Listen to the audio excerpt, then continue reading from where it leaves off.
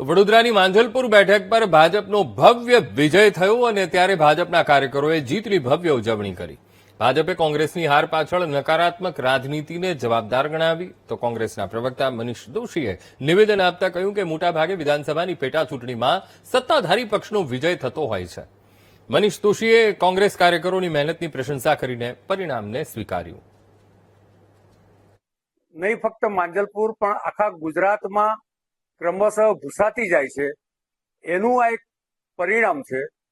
કોંગ્રેસના નેતા રાહુલજી અને અન્ય લોકોનું જે રીતે સંસદમાં વર્તન છે, વાણી છે, જેના કારણે દેશની જનતા એક તરફ એમની નકારાત્મક રાજનીતિને જાકારો આપે છે, બીજી તરફ નરેન્દ્રભાઈ અને ભૂપેન્દ્રભાઈની વિકાસની રાજનીતિને હંમેશા સમર્થન આપતા હોય છે।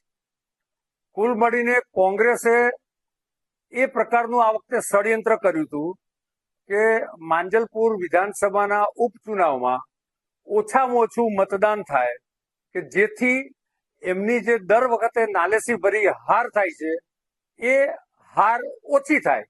પણ મોટા ભાગે તમે જોતા છો દેશમાં જ્યાં પણ પેટા ચૂંટણી થતી હશે તેના પરિણામ હંમેશા સત્તાધારી પક્ષની તરફેમાં આવતા હોય છે, પણ તેમ છતાં પરિણામ છે।